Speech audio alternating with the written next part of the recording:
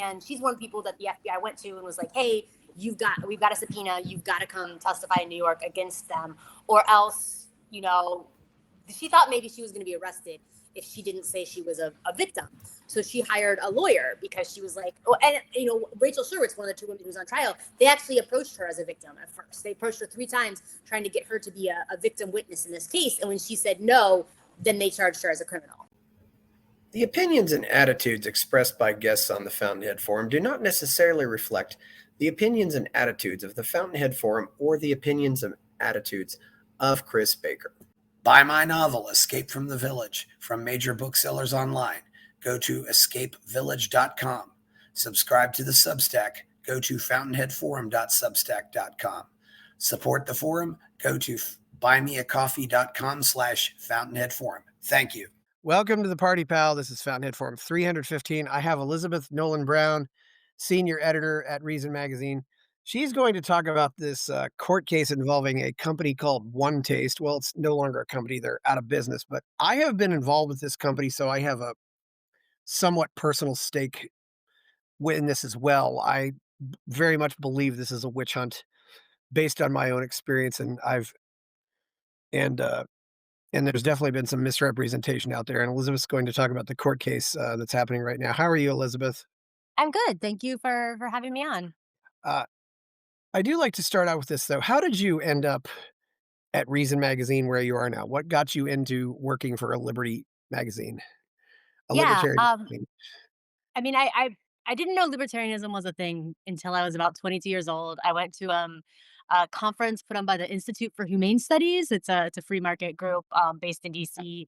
I went to one of their summer seminars for like young people, and I was like, oh wow, this is what I am. This is why I never fit in with Democrats or Republicans. Thought I was just a misfit, but like I'm a classical liberal or I'm a libertarian. And they, gave us a bunch of books and they gave us a year subscription to Reason Magazine.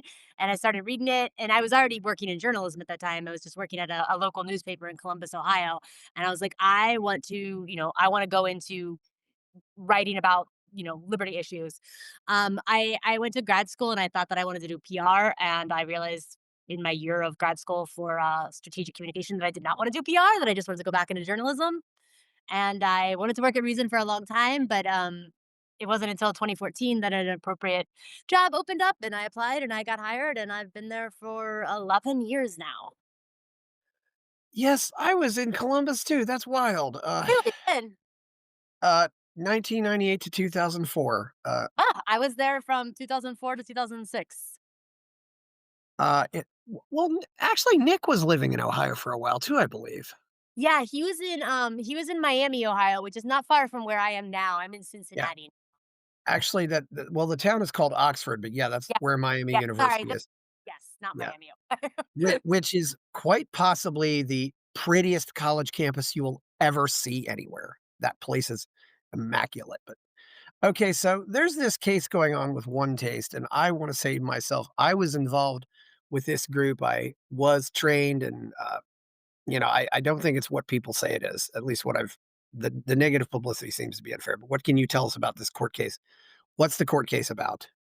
Sure. So, Nicole Zidone, who is the co-founder of OneTaste, and a woman named Rachel Sherwitz, who was various roles throughout the company at different times, but ended up being the VP of sales for a while. They are both on federal trial for one charge of conspiracy to commit forced labor.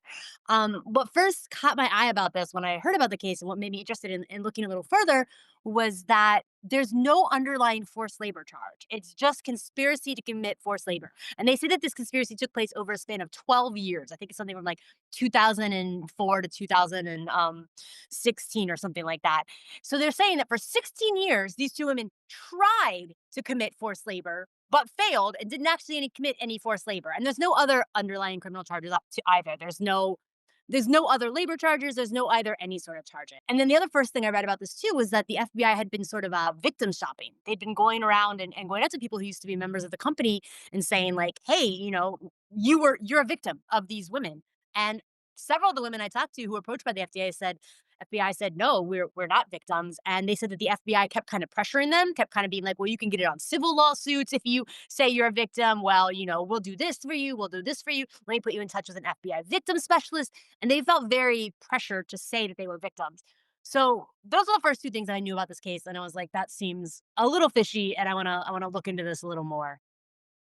The more I looked into it, then the more I became just sort of aghast at what was going on because, as I think you mentioned, this is a company a wellness company, a general sort of wellness company, a general sort of self help company. But one of their major, beliefs and practices is called orgasmic meditation, which is this sort of 15-minute.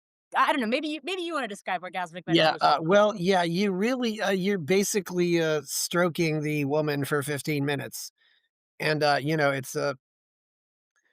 it's yeah, it's very I don't know, some people get a lot out of it, I don't. It definitely, I think, creates a lot of trust between men and women that where and that's one thing I feel like One Taste was really possibly bridging the gap here and creating a space where men and women could trust each other and actually build relationships. Because I saw people get into relationships because of this group. Not to mention, I saw people whose lives just got better because they were involved with One Taste.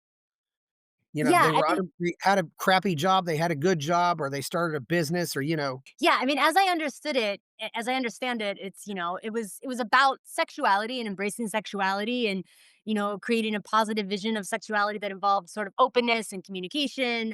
But also it was about a lot more than that. It was also about, yeah, like you said, like creating these connections, helping men and women relate to each other, and also just helping people sort of discover their potential and sort of get rid of beliefs that weren't serving them and things that were holding them back and things like this. Um so the case against them, it is a whole lot of people who seem to be okay with the company at the time, who were either working for the company or volunteers for the company or just community members who were living in residences, sort of communal residences that One Taste had set up for people who were wanted to be more devoted to this practice in this community. So they were involved in it, and at the time they had a lot of positive things to say with it. I mean, I've been in the trial so far, which has been going on for, I think it's in its third week now. They've been pulling up all these social media posts from people who from these government victim witnesses who at the time were like, this changed my life, this has been so positive for me. And even on the stand, these witnesses have said like, well, yeah, like I had all these positive feelings at the time, but now 10 years later, 15 years later, I think that this was actually a bad experience, that I was coerced for various reasons. And it's the government hasn't shown any sort of just to back up, I'll say, normally in a forced labor case, there is someone actually sort of threatening someone with violence if they don't do something, or actually using violence against them, or holding them, in a place where they are stuck or trapped, or, stealing their immigration documents or their ID documents so that they are forced to work for them. There's these elements of coercion that are involved. And in this case, there is none of that. And the government doesn't even allege that there is any of that. The government just says, like, well, these women were sort of, they put the hard sell on people to join these classes. And then they sort of, they taught these certain ideas about sex, and then the people internalized these ideas about sex, and then that made them want to do these things that were sexual, but they wouldn't have done them if they hadn't believed their ideas. So now, 15 years later, that's forced labor. So that sort of caught my eye, and I started looking at it. Well, yeah, that's and I love that term you came up with, victim shopping. This is a serious problem in America and not just here. We have victim shopping everywhere nowadays. I guess we've gotten so rich that we can afford a professional class of victim shoppers. It's, whether, and the other thing too is, and granted, I wasn't as involved, but I never heard any accusations against anybody for violating consent No. or anything like that. Like he tried to, and one thing that they actually have some protocols. For example, if a man and a woman agree, we're going to go out on a date and have coffee, there's no renegotiation involved. That's all they do. Or if a man say, we're going to go over to your place and have sex, there's never any kind of renegotiation about it. So once you establish what you're going to do on a date or whatever before the date, and then you stick to the plan, and that seemed to fix the whole issue. Here people, it does take the spontaneity out of it, but I think it also created a framework where people could trust each other. It's Yeah, I mean, that's the thing that's also impressed me is that there's been, they've demonstrated so far in this trial in myriad ways how much consent was emphasized in this group and how much the whole practice of oming orgasmic meditation, I guess they refer to it as oming, how much consent was involved in that. And again, none of these people who the government is saying are victims are saying, oh, my consent was violated. There's no, or at least not in a standard way, not in like I said no, or I said I'm uncomfortable with this and someone did it anyways, or I was coerced into it. All they are saying is like, well, yes, I did this, activity at the time, and I didn't express any hesitation about it at the time, but I was a little uncomfortable about it and I didn't say anything. And again, now 10, 15 years later, I'm saying that that was, coerced sexual activity. And the defense attorneys are saying like, "Did you ever tell anyone that?" And they're saying like, "Well, no, but." And so I mean, typically that doesn't fly, right? Like that doesn't count as being as violating someone's consent if you have no idea. But the government is arguing like, well, these people were so enthralled with the ideas that OneTaste was putting out about how you should be open to new sexual experiences that they were essentially powerless to resist these sexual experiences because of the ideas that they're preaching. So it's just a really scary sort of precedent that I think is trying to be set here, which is that like mere ideas can be a form of forced labor if people internalize them and then do things based on them. It's a very, antithetical to free speech and to free will. yeah, the whole everything's become they used to you talk about consent, but now they're getting to this place where they're just saying that women aren't even capable of consent, Right.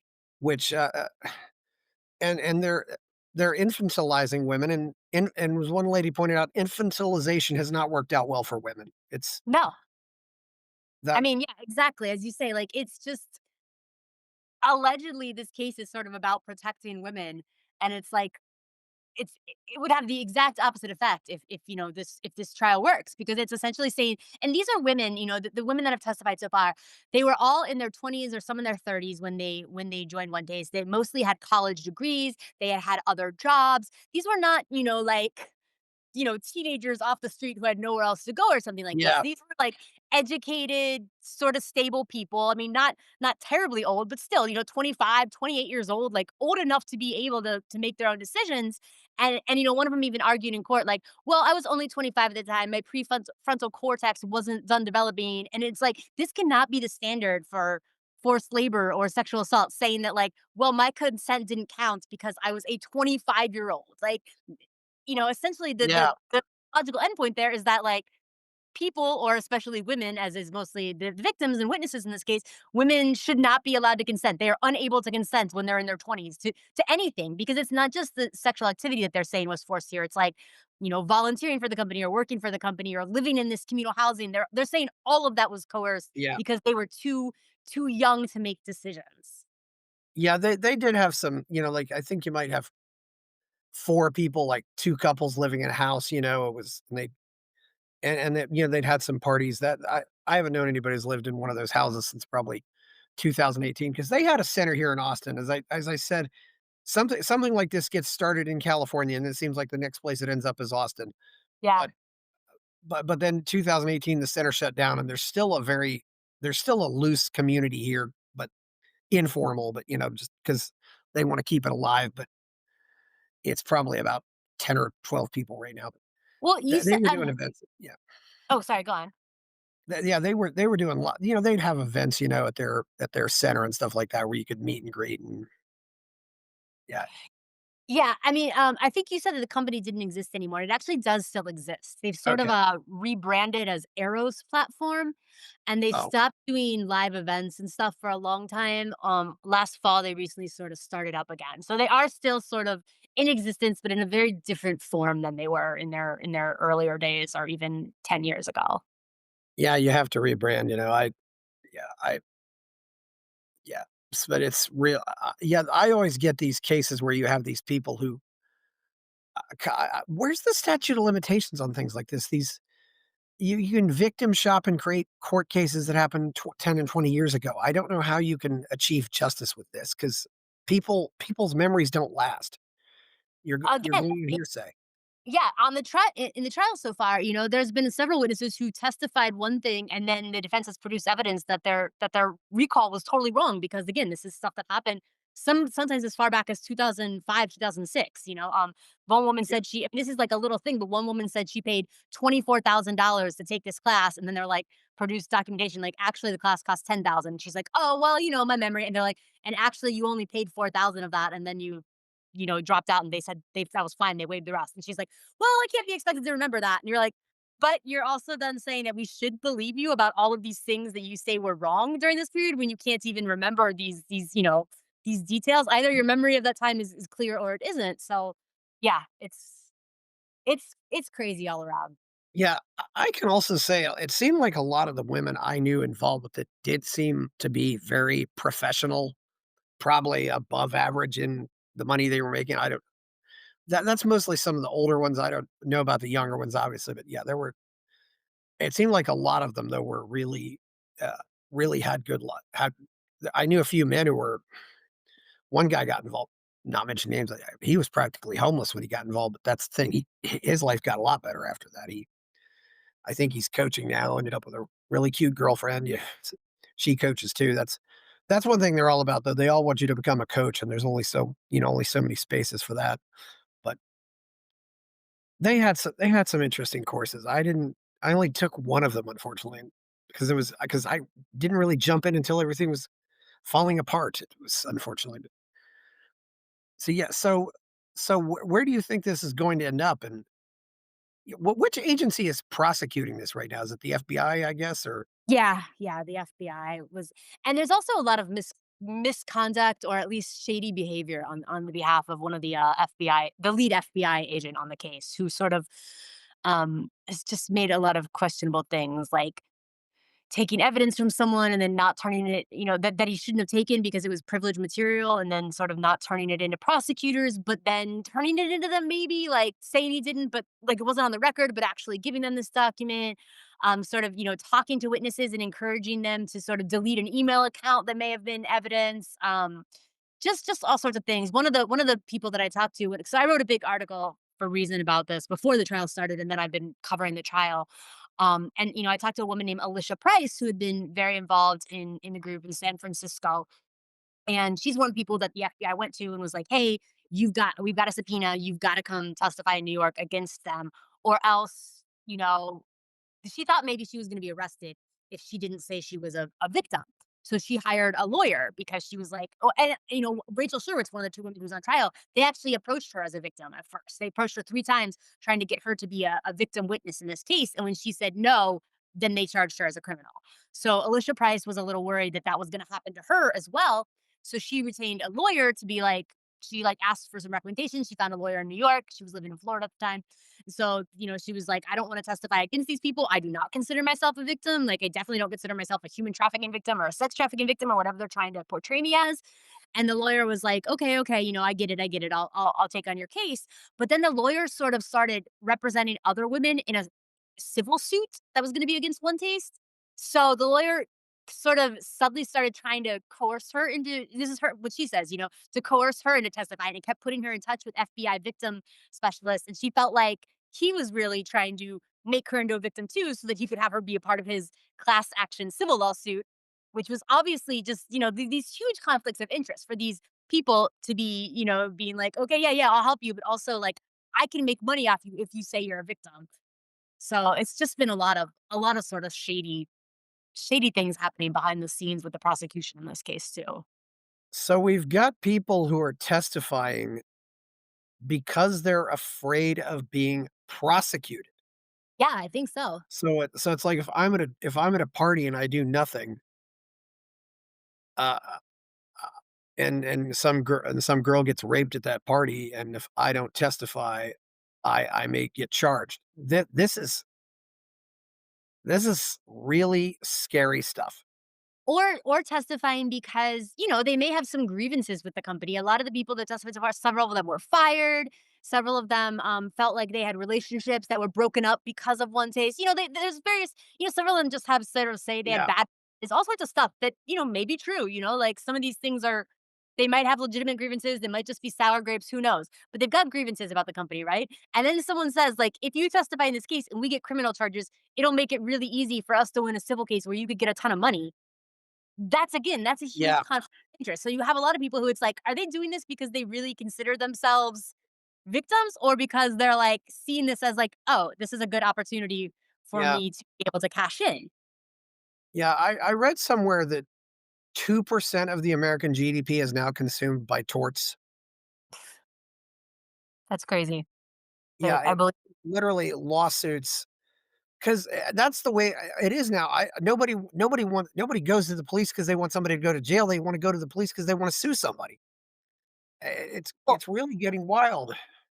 Yeah, Uh, and a lot of people in this case, they were approached too because the government had this sort of a privileged document that had been stolen by an ex-employee, and it was a document that the One Taste executives had sort of put together to be like, what are our legal liabilities? Because a big Bloomberg article had come out in 2018 against them, so they were like, all right, like what do we need to be on the aware of? Who are people who might have bad things to say about us? It wasn't necessarily saying like these things they're saying are true or these actually are like things where we were legally in the wrong, but it was saying like an internal document being like, who are some ex-employees who, maybe are going to yeah, be liabilities.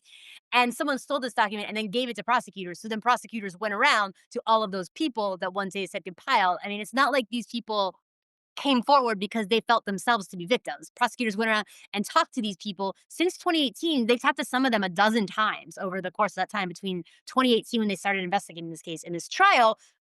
Almost it sort of seems like developing these people's sense of themselves as victims. yeah, and if you've been out in the real world long enough, you can certainly understand there are plenty of people. We Most of us have probably had at least one job where we'd love to do something where we could hit back at our employers or at an ex supervisor and just uh, so yeah, that when I be working in tech, I remember, what's the number one source of people complaining to Microsoft getting a call about, hey, this company's pirating software. It's an employee who was just fired.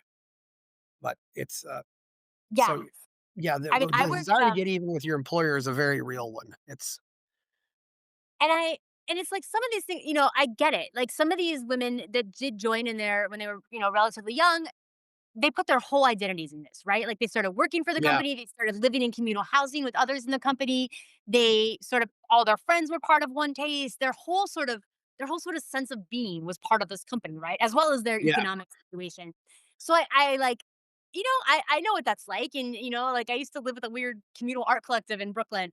I also have had, jobs where it was I wanted to leave and I couldn't right away. Like I used to work for the AARP and they were letting me work from home from New York. And then all of a sudden they were like, actually, we need you back in DC, working from the DC office again by the end of the month, or you're fired. So I didn't want to do that. But I had to go back and I had to work for them for a few more months while I worked out a plan to move on with my life, right? I don't think that the AARP was trafficking me because of that. But that is what some of these witnesses are testifying. They keep saying, like, I was unable to leave One Taste. And then they'll say, why were you unable to leave One Taste? And they'll say, like, well, because I wanted to leave because of I was unhappy with the company or because they were going to change my role or whatever. And then I didn't have enough in my savings or I didn't have another job lined up or I didn't have, another place to go yet. So I had to wait and leave. And then they're like, but then you left in a little bit of time, like weeks or months from them when you figured it out. And they're like, yeah, but I couldn't leave right away because I didn't have new circumstances lined up. And you're like, that's just that's just like having a job. Like, you can't say that it's, the one taste trafficked you, the one taste forced you into working with them just because you didn't have another job lined up. You weren't being forced. You just had to like wait and put a plan in place. And that's literally what people have been testifying in court that they were trapped by one taste because they couldn't immediately leave because they either didn't have enough money or didn't have a new job or something like that.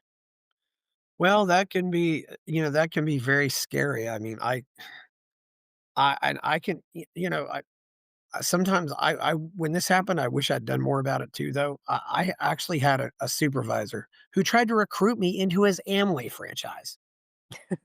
And I wish I'd went over his head and said, "Why is he doing this? I don't wanna," but because, "Oh, he's my supervisor, I have to do this," and I was and he was so oh, he it's amazing how some of these people get into and I can understand why you wanna get back at somebody like that. It's just but, yeah, so what other prosecutorial corruptions have you found in this?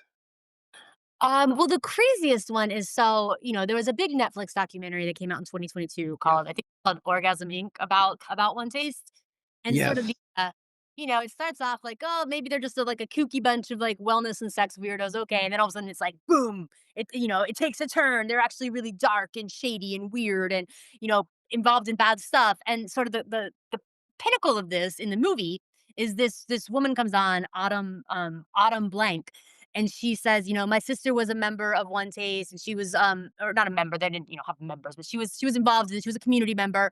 She started working for them for a little bit, and she had all these horrible things happen to her. And I have her journals that she just happened to leave at my house, and I'm gonna read them on screen for you. And she reads them and just like select pieces of it. And it's sort of, it makes it sound like One Taste condoned violence against her by her ex-boyfriend. Like One Taste condoned violence against her in class. Like she was forced into sexual activity either by people in One Taste, or at least they didn't do anything about it. It really leaves this really horrible impression, right? So I later read these journals like in their full. And of course, all of that is very much taken out of context. Like when she says she was forced, she's talking about how she wishes or she had unwanted sexual experiences. She's talking about how she thinks at the time she didn't say no to some things, but she didn't tell anybody, and she wasn't sure at the time if she wanted it or not. And now she realizes she didn't. So it wasn't actually like I was sexually assaulted, which is what the movie made it seem. So that's bad enough, right? Well, it turns out, so the reason her sister likely did this is because she had settled something with the company because she brought all these complaints, and they said it was easier to just, get a settlement than to like have this end in a lawsuit. She settled, she had a non-disparagement clause. So she wasn't allowed, Aries herself, the woman who allegedly wrote these journals, wasn't allowed to go and talk about them in the Netflix movie. So conveniently, her sister, who got paid by Netflix to go on there and read her journals, says like, oh, she left these journals, hard copies of them, in my garage. And I didn't talk to her about this at all. I'm just doing this on my own accord, and I'm reading this. So she's not like at blame at all. So she's like, I'm gonna type these journals up. Sorry, this is a little convoluted, but this is a major thing. So I just want to talk about it. She's like, I'm gonna type these journals up that were my sister's in a Google Doc, and then we'll read them in the film. So that happened in the Netflix film. The FBI then gets a hold of the Google Doc and is like, okay, we're going to use these journals in our prosecution. In fact, their first sort of major document laying out their theory of the case, Aries Blank, the one who allegedly wrote these journals, she's their star witness. Like she's mentioned in it like 100 and something times, where the vast majority of other witnesses are mentioned like 5 or 15 times or something like that. So she's like the center of their case. And a lot of this is based on these journals, which she says she wrote back in 2015 when she left Netflix, or when she left One Taste, left at her sister's house. Her sister reads later on Netflix. So to sort of make this a long story short, after One Taste has been pushing back about this, because there's all these discrepancies in their journals. There's like they find out they get a forensic tech.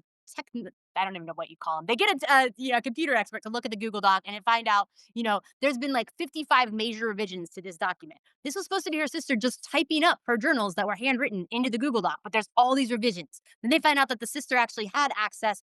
Aries had access. Netflix producers had access. All these different people are in and out of the document. So it's kind of like a little bit shady. And the final version of the Google Doc matches these handwritten journals that Aries finally in 2024 hands over to the FBI. So that's a little weird too, right? If her sister was just typing up the journals into this Google Doc, why does the final version of the Google Doc that went through 55 edits match the handwritten journals they were supposedly directly copied from? Finally, in like March of this year, Aries admits that she did not handwrite these journals back when she left the company, as she said, that a lot of them had been produced later for the documentary. And she says, like, oh, they were based on things I'd written down here and there. So I wrote them all into a Google Doc, and then we wrote them into a handwritten journal so that, but it's all them. But like, she lied. She lied for years to Netflix, to the FBI, to everyone. The FBI even had to admit, like, she's not a witness in their trial anymore. They're not using the journals anymore. But this person who was their star witness, whose evidence these journals were their sort of, major piece of evidence in their case, turns out they were totally inauthentic. They were fabricated. And the woman who did them had been lying for years about having written them back in 2015, when really she'd written them for this Netflix documentary. So that's just sort of, and that's just one piece of sort of how messed up this case actually is. Yes, Netflix also made that documentary with footage that was apparently stolen, and these people did not consent to be on Netflix. Imagine, it's like, imagine you record something with your boyfriend and then it ends up on Netflix. I mean, it's not Yeah. much different from that. I don't know who exactly got this stuff out, but yeah, this is so ugly. I've never given money to Netflix, and I don't think I ever will. Yeah, the guy who sold the footage to Netflix actually testified in court. I think it was the end of last week and the beginning of this week. And he said like, "Well, I had all these videos that I made as a one taste videographer, and no, I did not own any rights to them, so I could not have sold them. But I did have like some of my own footage on my own phone." And Netflix paid me $18,000 for that, and then I just gave them all the one taste footage that I stole in addition. But I wasn't paid for that, which is like, okay. But so yeah, he sold it to Netflix. This guy who had been he sold it to Netflix, got a bunch of money for it, did not get the consent of anyone who was involved in this footage. Obviously, this footage was taken in private events where nobody in there consented to have their footage sold to Netflix and used it, or sold to these documentarians and used in a Netflix documentary. And this is a guy who was who was fired from One Taste for like, he admitted in court this week for using cocaine on the job while he was driving, and for sticking his finger in someone's anus without their consent. And so he got in trouble with the One Taste community and got fired from the job, and now and sold the footage, and now he's one of the government's witnesses against them. So again, like every person that you have, it's just like you can see why they might be mad at the company, but I don't see why we should, take their grievances as I mean, Yeah, I don't know. it really bothers me too. 'Cause it seems like so many people just jumped on this to get a lawsuit as much as anything. I mean, where do you think we can do to, as I mentioned about the 2%, I think we need to get loser pays in this country, but I don't know what we can do to, because I think the lawsuit abuse is only going to get worse. Yeah, I mean, I used to I've written a lot about Backpage, the classified ad website that was very friendly to sex Yes. worker ads, and ended up getting prosecuted by the government in another sort of sham human trafficking case. Even though there weren't actually human trafficking charges, they charged them with facilitating prostitution, but they made it out to be in the media as a trafficking case. And there were a lot of civil lawsuits against Backpage. And I started seeing towards the end of before Backpage was taken down by the federal government, I started seeing ads on Instagram that were like, "Did you ever advertise on Backpage? Like, call us." Like, lawyers are like ambulance chasing, not because these people, like anybody who posted an ad on Backpage now can say like, "Oh, I did that and I didn't want to, so I was trafficked." And so like, it's become. I mean, because there's so much panic about human trafficking and this, alleged human trafficking epidemic, it's become a very much a form of things where lawyers are out there seeking victims so that they can try and make money in civil lawsuits. And I'm not Well, saying yeah. we victims should not be able to maybe to do this, but like this is not that. Well, and FOSTA and SESTA as well. I mean, there's a Yeah. lot of things, and yet none of these people will investigate Jeffrey Epstein and or some of these other cases that happen. And you see these cities that these places where they don't process the rape kits. Yeah. I mean, there's so much real crime that they can go after. And I thought of another. Also thinking of another social cost here. I used to go to math competitions, and there was a kid 5 years younger than I was near my area, and he was pretty good too. He probably could have went and become a physicist or an engineer or something like that. He's an ambulance chaser. So you have somebody going into ambulance chasing, being completely destructive, who perhaps in another thing, could have been a great engineer or done something that actually was a breakthrough, actually benefited society in ways that we don't even know, or become a doctor and found a cure for cancer or something like that. It's when you dangle all this money and people go where the money is. And you have all this wasted, law enforcement and government resources too. Like what I always like to say is like, I'm not saying that, you know, sexual exploitation or sex trafficking or whatever you want to call it in the sex industries don't exist. But when it happens, it's usually looks like one or two people who know a victim exploiting them. It is not people being kidnapped off the streets. It's not strangers abducting people, especially not abducting children. It is not, women being taken out of the Costco parking lot or whatever it is, going around some sort of Facebook terror meme. It is not organized cabals of people shipping women across the country. It is like someone who gains someone's trust by pretending to be their boyfriend and then ends up pimping them out. It is parents, unfortunately. And, it is people close to people that are doing these sorts of crimes. And that is much harder to go after and prosecute. And it is also much less attention getting, right? Like, you can't put out, attorneys general can't put out giant press releases being like, we took down this family, I mean, they will, but it's not as big as being like, we took down this company that was exploiting people across the country. We took down Backpage or OneTaste or whatever. So I think you have people ignoring these actual cases of abuse and ignoring things that could actually help abuse victims. Like a lot of times with people in sex work that are adults, it's just that they don't have anywhere else to go.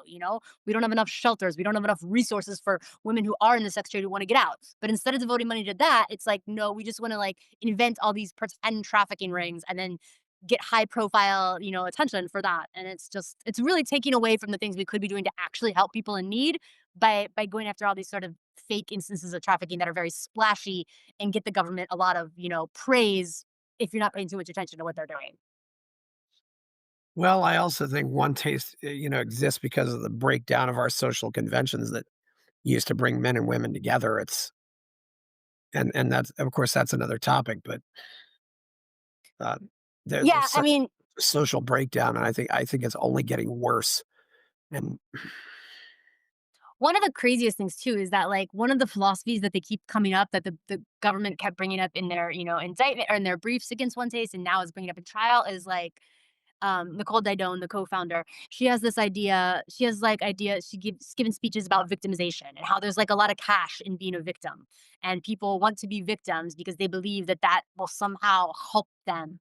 But it actually doesn't. It actually sort of, there's no power in being a victim, and you're not gonna be able to move forward past whatever bad thing happened to you if you just sort of claim the identity of victim and then like make that your thing and don't and sort of let everyone else have your power by doing that. I'm not explaining it well, right? I'm not doing her ideas on this justice, but she's got some ideas like that. And when she was talking to me about them and the little bit I've read about them, I was like, that really resonates with me because I think that that is a big problem nowadays, right? We have sort of made being victim into a really thing that people want to try and have as their thing instead of sort of being like, okay, that happened to me, but I'm going to move past it. People want to sort of make that get. Anyways, the government keeps bringing this up in court as being like that was a tactic that she used to try and convince people that they weren't victims so that she could victimize them. And it's like it's so Orwellian almost, or I don't know, maybe that's not the right term, but it's so crazy that someone's saying like, "Hey, maybe just don't make victim your whole identity because that actually won't be good for you as a victim." Is now being used to be like, ah, that was her trying to victimize people by telling them not to be victims. It's nuts. I keep saying that, but I don't know how else to describe this trial so far.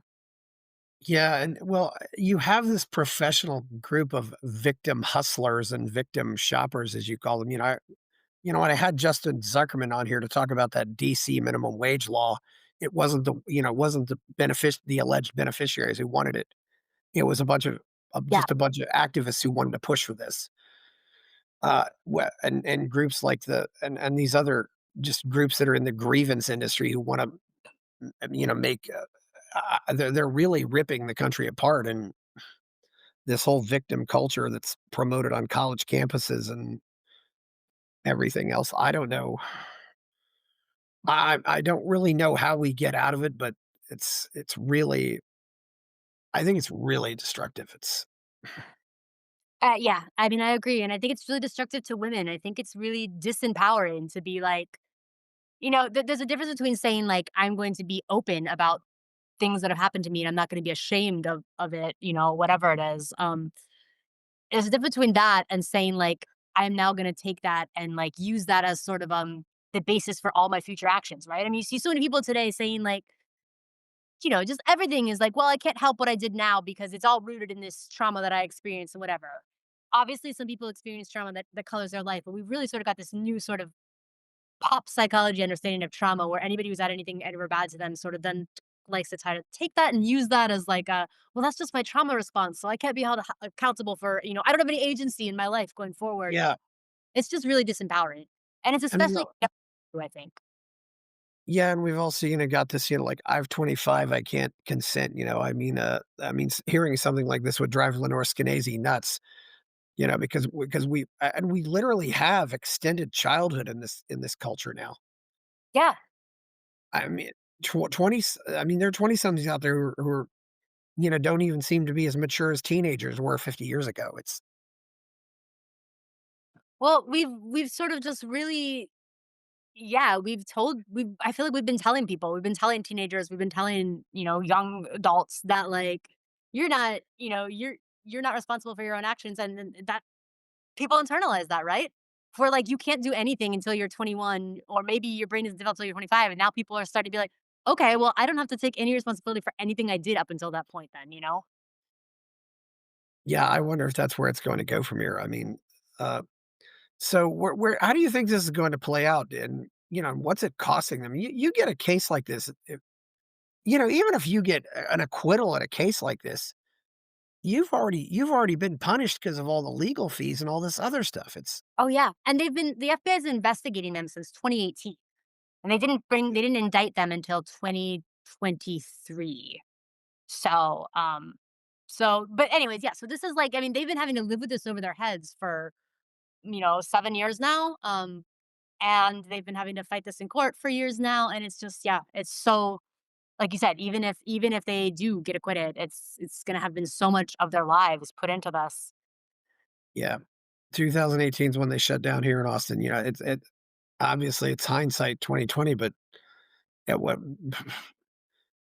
I say to people nowadays, if you don't have a second citizenship and get one, because at least that might save you in a case like this. And Yeah, I'm really, I mean, I think there's still 3 more weeks to the trial too. And it's so impossible to know, right? Like what the jury is gonna think. I mean, I'm reading this and I'm just thinking, like, how can anyone not see that this is just people who made decisions that they now, decades later, are maybe a little bit uncomfortable with because they were young when they made them, as we all are uncomfortable with some of our decisions we made when we were young and are now sort of reframing their experiences. It seems very obvious, but, there's a lot of salacious details, and prosecutors have been really, really going hard on those. I mean, they showed a video and photos that was, like, from a session where Nicole Didone was naked, so they showed the defendant naked.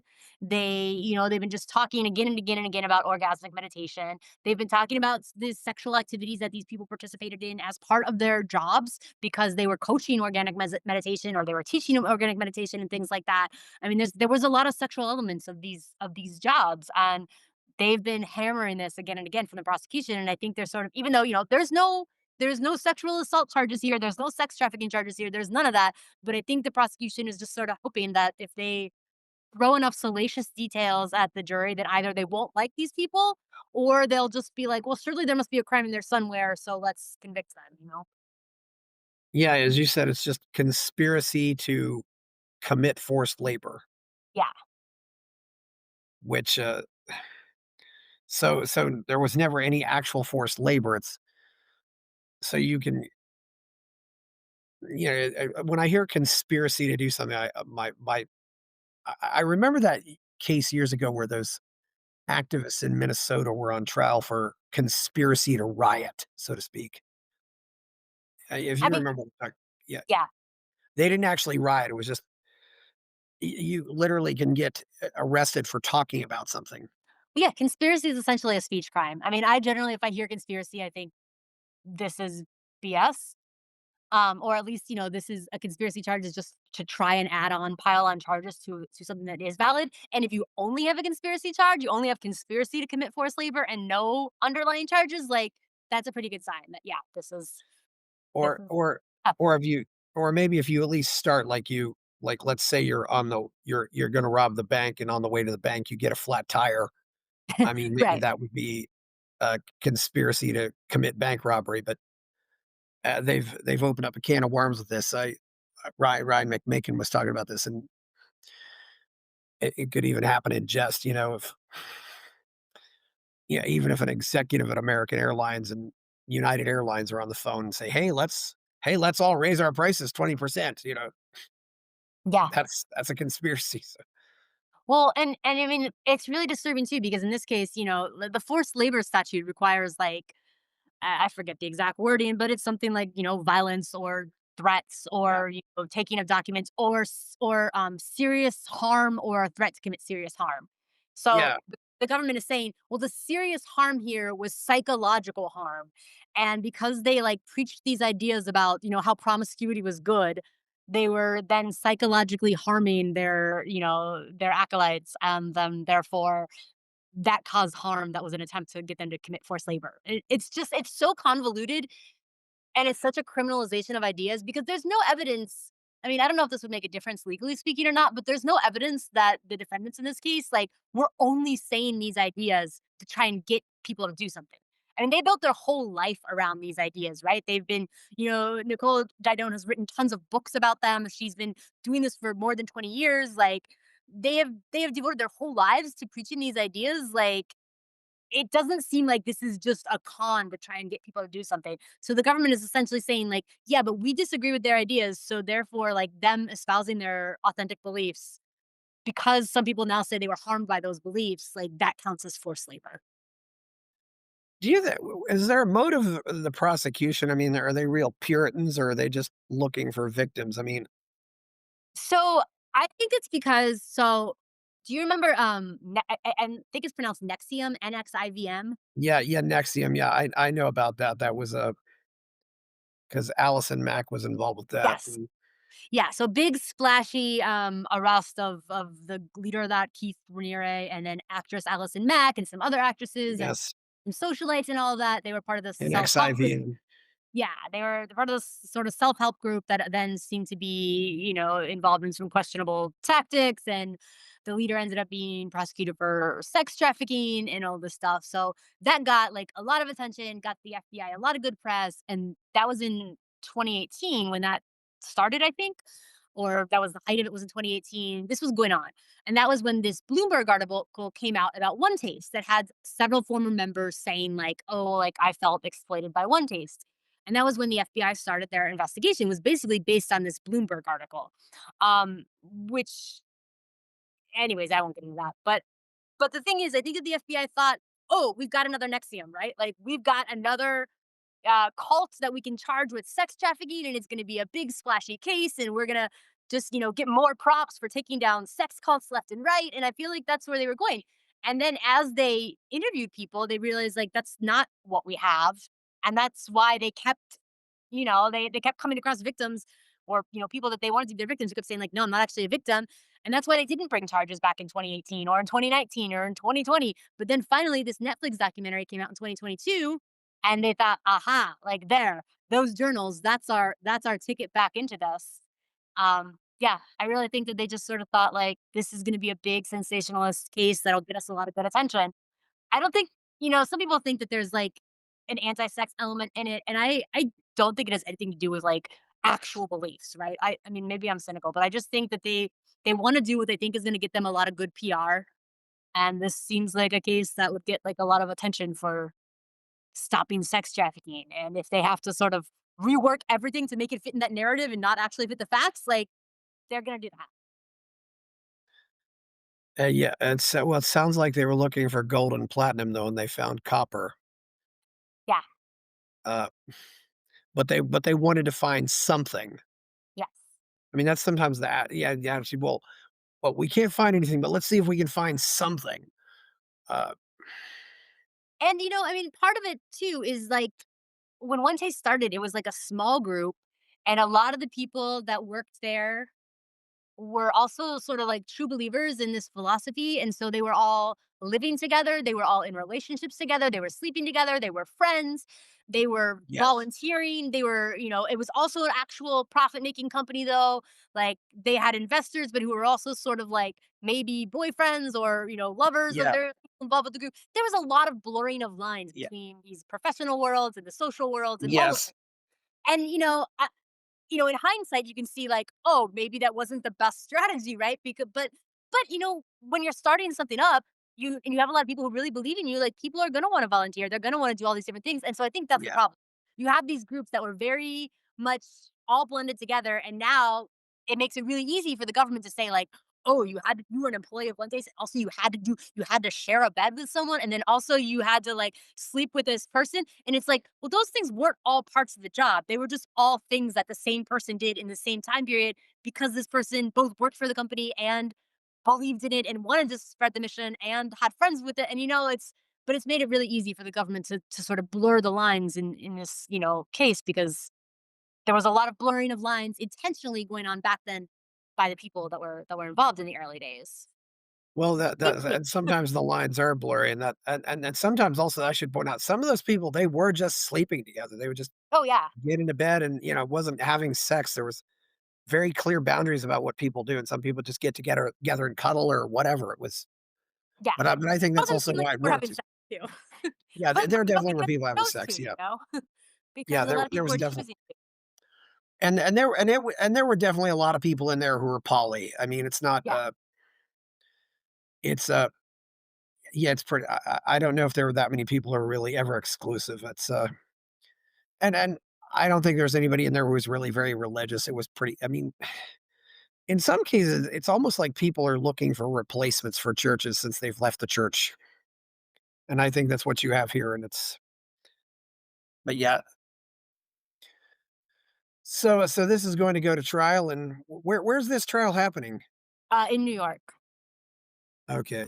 Okay, so it's They in New they York, were they were you based think in New York for a while I hope too. we get a good result out of this. I don't think there's really much more to ask about this. Yeah. Anything else you wanna add before we go? No, I'm glad I could come on here and talk about this. I think this case is not getting near enough attention, which is understandable because there's a lot going on right now.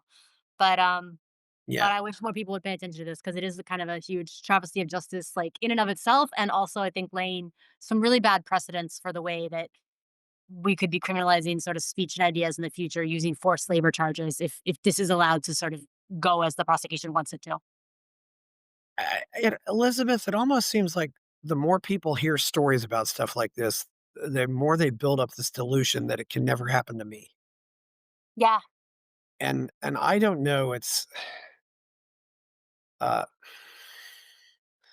but I think there's unfortunately more and more people who are getting falsely accused of doing things, and it might not be in a and it might be more in a social context, or you might get people getting fired for their jobs because of false accusation of sexual harassment or something like that. It's I don't know where we go from here, and how do we get back to normal? That's what I'm wondering. I don't I don't know.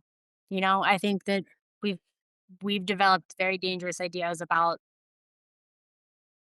what agency and consent and things like that mean. Like we've overcorrected, right? Like we obviously spent a lot of time sort of not believing people about issues involving sexual assault and things like that. And I think that there have been some important, leaps forward in terms of believing people and being open about this stuff. And then we've gone way past that line where we needed to correct it to, and have just started saying like, anybody can retroactively withdraw consent 2 decades later, and that's grounds Yeah. for charges.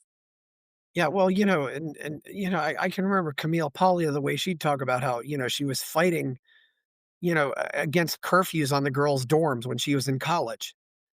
And nowadays, I almost think they'd want the curfews back on the girls' dorms. Of course, they don't even have girls' dorms anymore, but they're all co-ed. But it's just it's so weird.